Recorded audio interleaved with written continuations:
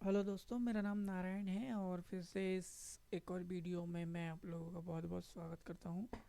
इस वीडियो में हम देखेंगे other TCP and UDP fields.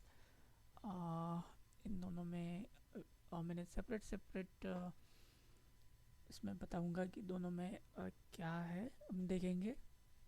बहुत ही छोटा वीडियो है, बहुत ही अच्छी चीज़ है। इसमें हमें पता होना चाहिए टीसीपी और यूडीपी दोनों में क्या डिफरेंस है। तो हम शुरू करते हैं इसको। अब देखें यहाँ पे, तो सबसे पहले लिखा है कि the TCP header is comprised of 12 fields. हम TCP की बात कर रहे हैं। And has a minimum size of 160 विड्स और 20 वाइड्स। मैंने मेरे पहले के वीडियो में भी बताया था TCP UD की विड्स के बारे में, और यहाँ पे हम थोड़ा और देखेंगे डिटेल में।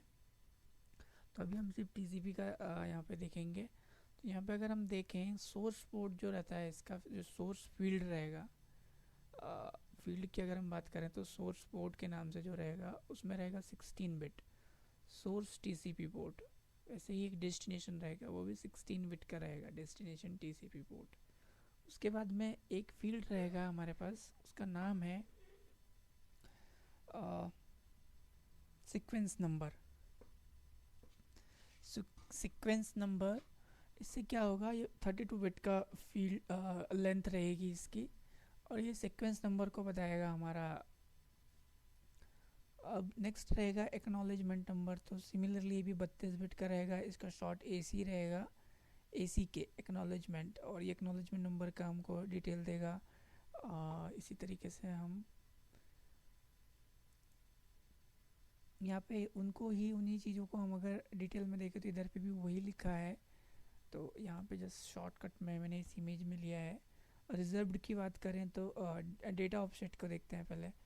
ये 4 बिट का रहेगा, ये इंडिकेट करेगा where the data begins in TCP segment. तो ये 4 बिट का जो रहेगा हमारा डेटा ऑफसेट, ये चीज़ डिसाइड करेगा। Reserved 6 bits always set to 0, ये 0 रहेंगी। कंट्रोल बिट्स 6 बिट रहेंगी, ये अर्जेंट, एक्नॉलेज, ये भी नेक्स्ट स्लाइड में बताऊंगा मैं डिटेल में ये क्या है।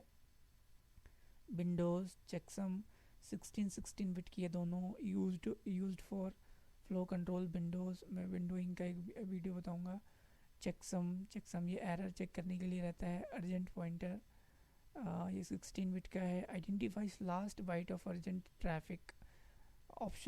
ऑप्शंस है, एक वेरिएबल, फिर एक पैडिंग का है variable to ensure that the TCP header sent at a 32 bit boundary. तो ये सारी चीज़ें हम नेक्स्ट स्लाइड में डिटेल में देखेंगे एक एक करके। अभी देखिए वही चीज़ यहाँ लिखी है, source port. The 16 bit source port field identifies the application service on the sending host.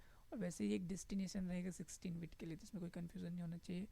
फिर से जो 32 बिट का हमारा एक है sequence number, is used both during connection establishment and during data transfer. तो इसके दो काम है। हमारा जो सीक्वेंस नंबर था 32 बिट का, अभी देखिए यहाँ पे और लिखा रहेगा कि during connection establishment send message an initial sequence number is randomly chosen. तो जो एक रैंडमली नंबर रहता है, एक प्रोसेस है, मैं नेक्स्ट वीडियोस में बताऊंगा वो कैसे होते हैं। Subsequently sequence numbers are use to identify data bytes in stream. जो हम वीडियो देखते हैं बफर होता है, वो वाली प्रोसेस है यहाँ पे। तो वो नेक्स्ट वीडियो में आपको समझ में आएगा। अभी के लिए जिस आप इतना आपके लिए काफ़ी रहेगा कि ये 32 बिट का सीक्वेंस नंबर होता है, जो कि कनेक्शन इस्टेब्लिशमेंट और डेटा ट्रांसफ़र के लिए रिस्पॉन्सिबल है, उसको मेंटेन करता है। उसी तरीके से एक है 32 bit acknowledgement number field, as its name suggest is use to acknowledge a sequence number. ये सीक्वेंसिंग अभी मैं बताऊंगा ऐसे एक नेक्स्ट वीडियो में कैसे होती है ये। तो अभी सिर्फ बेसिक चीज़ें रहेगी इसमें। During connection setup, this is set to the sending host initial sequence number 1। अभी मैं दिखाऊंगा कि अगर इधर से मैंने 100 भेजा है तो इधर से एक जो डेस्टिनेशन रहेगा वो 101 भेजेगा। During data transfer, this value is use to acknowledge recipient receipt of a group of data bytes. तो ये प्रोसेस आपको यहाँ पे शायद समझ में ना आए ये क्या है, नेक्स्ट वीडियो में समझ में आएगा। अभी के लिए बेसिक चीज़ें आप समझने की कोशिश करिए ये 32 बिट एक्नॉलेजमेंट नंबर जो रहता है उसका काम क्या है, एक्नॉलेज करना रहता है. 4-bit data offset field indicates where data begins in TCP segment by identifying the number of 32-bit multiples in the TCP headers. तो ये इसका मेन काम है कि ये डेटा किधर से शुरू होना है TCP सेगमेंट में. और देखें तो अ TCP header must and on a 32-bit boundary, क्योंकि हमारा जो IP एड्रेस है वो 32-bit का होता है. अब क्या लिखा है, following the data offset field is set to 6-bit reserved for future use field which is always set to zeros. तो ये फ्यूचर के जो यूजर्स हैं उसके लिए रिजर्व रहता है ये. और देखेंगे हम इधर पे कि जो 6-bit का है उसकी फंक्शनल स्ट्रक्चर क्या है यहाँ पे. The 6-bit control bytes field contain 6 1-bit flags in the following order. तो जो यहाँ पे लिखा है कि हमारे पास जो 6-bit का रिजर्व्ड रहेगा उसमें कैसे क्या है, urgent UR, prioritize specified traffic इसका काम है. उसके बाद में एक्नॉलेज है ACK,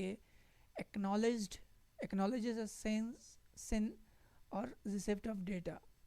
वैसे ही एक है PSH पोस्ट जिसको बोलते हैं, forces and immediate send even if window is not full. तो ये आगे की वीडियो में आपको समझ में आएगा ये सारी चीज़ें क्लियरली.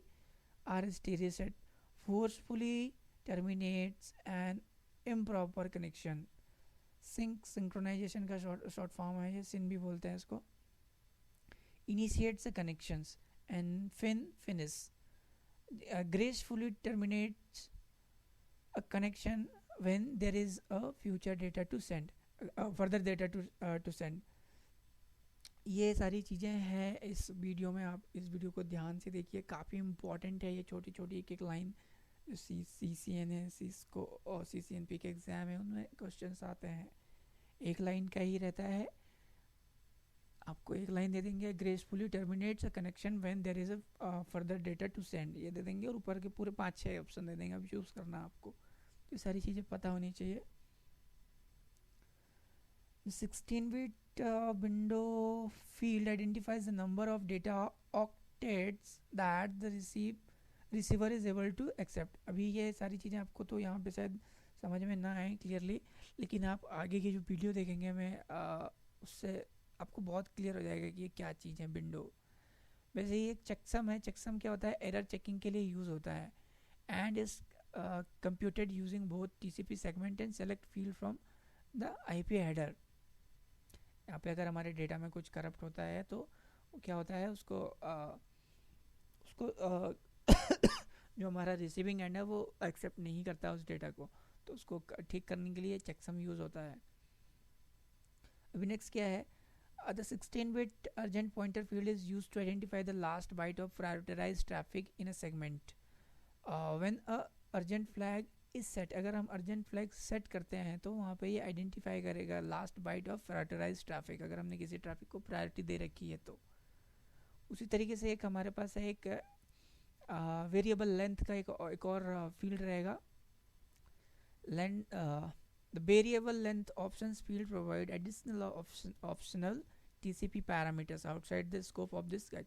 So इसमें I'm not taking that part, और इतना डिस्कस करने का ज़रूरत नहीं है. और हम जस्ट बात करें यहाँ पे पैडिंग, क्योंकि ये सारी चीज़ें रिक्वायर्ड नहीं है. जो बेसिक चीज़ें हैं ये हैं. The variable length padding field ensures the TCP header and on 32 boundary 32-bit, क्योंकि हमारे पास IP एड्रेस ही हमारा 32-bit का है अगर हम IP/4 यूज़ कर रहे हैं तो. And is always set to zeros. तो जो बेसिक चीज़ें थी इस पर कि TCP का जो है हमारे पास हेडर, उसमें क्या क्या चीज़ें रहेंगी, क्या क्या उनकी फंक्शनैलिटी है, क्या क्या रोल है. उसी तरीके से UDP TCP ट्रांसपोर्ट लेयर में यूज़ होता है. तो UDP की कुछ फंक्शनैलिटीज़ हैं, TCP की अलग फंक्शनैलिटीज़ हैं. तो अब हमने यहाँ पे देखेंगे UDP का फुल फॉर्म है यूज़र डेटाग्राम प्रोटोकॉल. तो ये कनेक्शन लेस प्रोटोकॉल है, यहाँ पे लिखा भी है देखो, user datagram protocol is a connection less transport protocol and is defined in RFC 768. UDP above all is simple. It provides no three-way handshake, no flow control, no sequencing, and no acknowledgement of data received.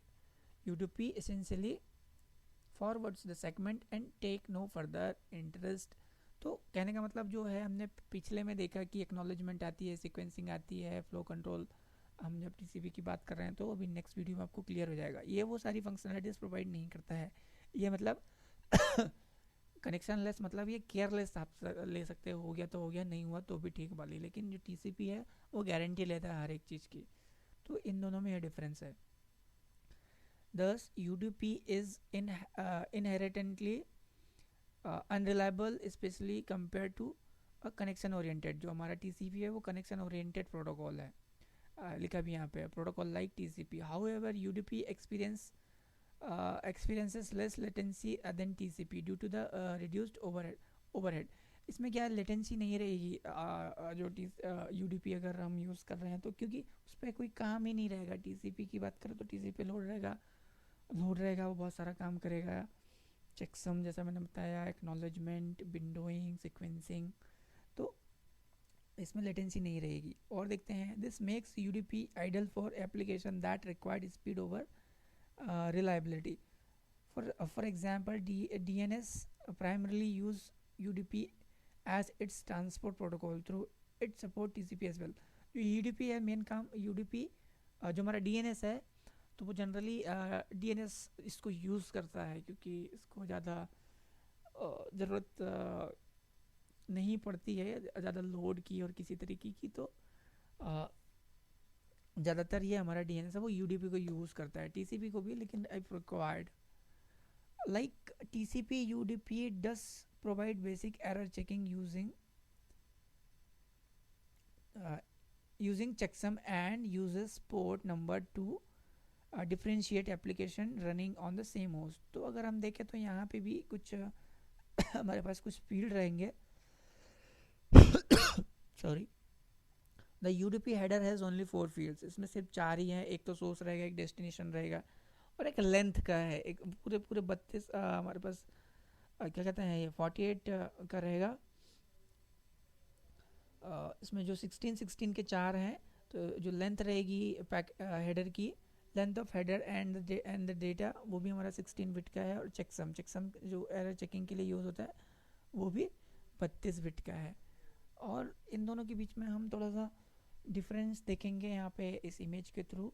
The following provide a quick comparison of TCP and UDP. तो देखिए, connection oriented है TCP, connection less है UDP।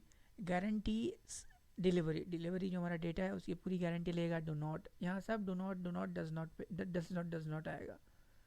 Sends acknowledgement, does not sends acknowledgement. Reliable but slow than UDP, it's okay. Unreliable but faster than TCP। Segments and sequences data, does not provide. Resent dropped segment, does not. तो ये सारी, अगर एक हम कह सकते हैं कि ये भरोसेमंद है और ये भरोसेमंद नहीं है। तो ये डिफरेंस है UDP और TCP में। इस वीडियो में इतना ही था, बेसिक चीज़ें। उम्मीद करता हूँ कि आपके बहुत सारे कॉन्सेप्ट क्लियर करेगा ये वीडियो UDP और TCP के। प्लीज़ आप मेरा चैनल सब्सक्राइब कर सकते हैं। मेरे चैनल का नाम है CCNN MCITP। जो नीचे URL है, बगैर कोई गलती करे आप यूट्यूब पे टाइप करते हैं तो मेरा चैनल आ जाएगा। वहाँ से आप सर्वर के वीडियो 2016 के भी देख सकते हैं, सीख सकते हैं। CCNA की वीडियो भी सीख सकते हैं। और प्लीज़ आपको कुछ आप कमेंट कर सकते हैं इस पर, लाइक कीजिए, शेयर कीजिए ताकि ये ज़्यादा लोगों तक पहुँचे। और मेरे नेक्स्ट वीडियो के लिए वेट कीजिए, उसमें मैं ICMP वर्जन 6 के बारे में बताऊँगा और सीक्वेंसिंग, विंडोइंग के बारे में बताऊँगा। तब तक इस वीडियो को देखिए और सीखने की कोशिश कीजिए। Thanks watching for this video.